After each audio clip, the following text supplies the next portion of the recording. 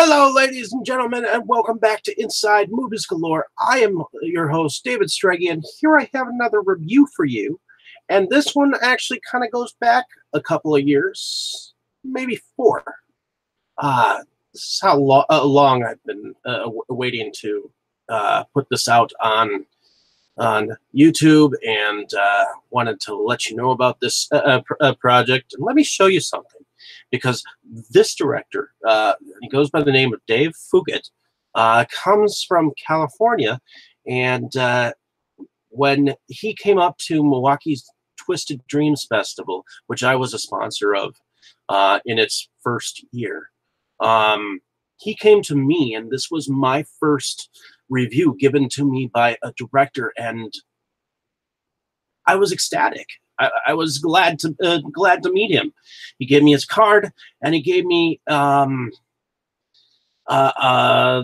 film to review, and I wrote it up on my Movies Galore Milwaukee blog, and I was able to get this small little poster that I wanted to show you, that whenever he went to a festival, he would bring. So here it is. He signed it for me and everything. So I thought that was actually kind of cool, and it's still pretty much in decent condition. Maybe a small tear, but I've tried to keep it in relatively good shape. But in any case, now for the description of the film.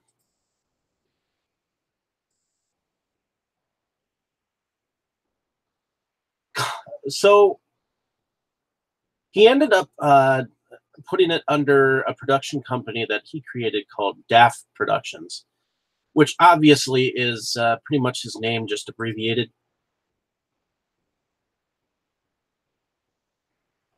But it is a very modern take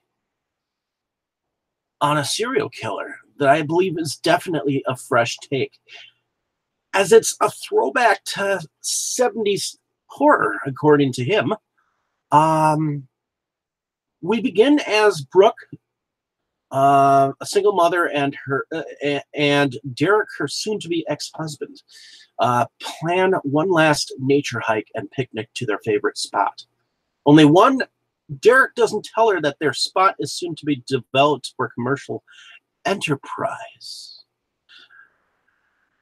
Brooke had brought divorce papers for Derek to sign off on.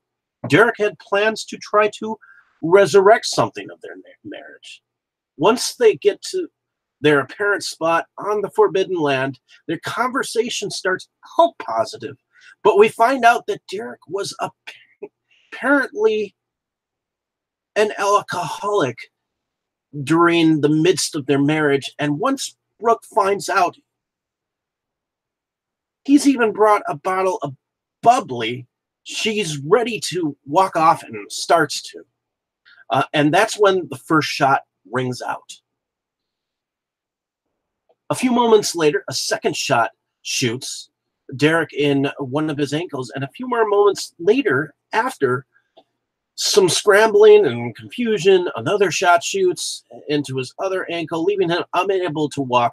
Derek tells her to go. Run, she does.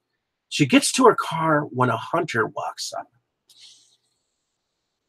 Now, I didn't mention this before, but when they both had driven up there, was a truck with a bed and looks like a hunter's vehicle. Well, at this point, Brooke thought that this was the man who'd shot Derek.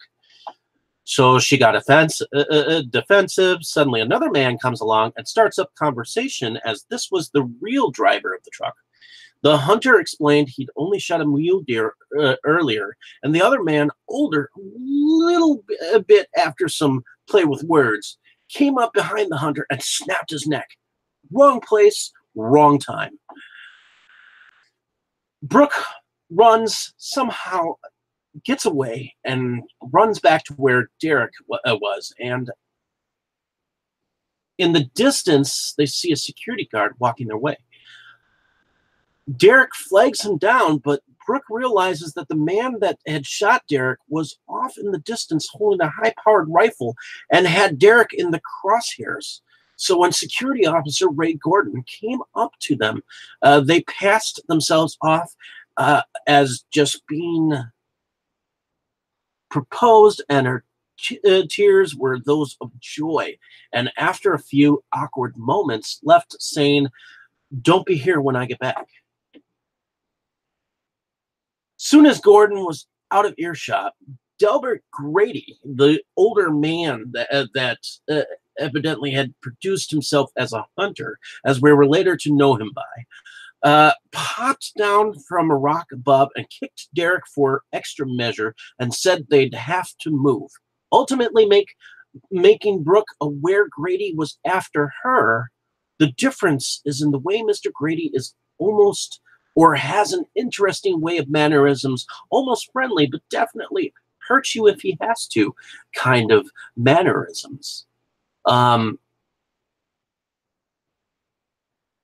Grady starts calling her landing strip, and Brooke tries to escape at least 3 times before she's convinced she must play along. I have to say, I really enjoyed this film. It was a slow burn, but it was a very good ride, very much until the end. It was shot really well. I like the tone of the film. Apparently, the director had actually gone through a couple of actresses to get to this particular actress who plays Brooke, who is played by Monica Olive. Derek is played by John Belland, and he plays a decent acting as the husband. A little whiny, but you know the kind. But Dave Fugit himself actually plays Delbert Grady, and he is who you want to take a look at and a gander at, because his character is something else. He's psychotic. He loves to torture. He loves to bring it out slowly, the pain. And he's an enjoyable, sarcastic character. In a way, when you actually meet Dave Fugit, he's kind of a character himself. So I love the fact that I was able to get to meet him and then also view his film. So I thought that this film was great. I mean, for a first-time film, this was his first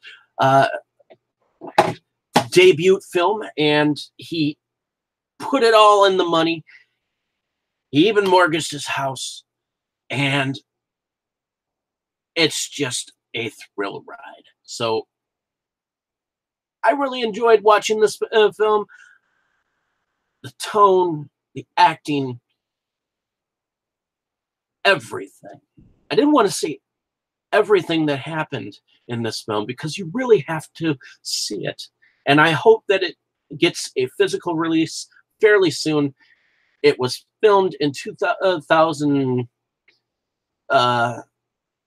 Well, I saw it 4 years ago, but IMDb says it's 2016. So definitely, if you didn't get a chance to see it, hopefully it is in a film festival somewhere near you. I'm hoping beyond hope that that it's still going around and getting some attention, because I really enjoyed it. It did not win anything at our festival, but yeah, there it is. I hope that I described this film enough for you.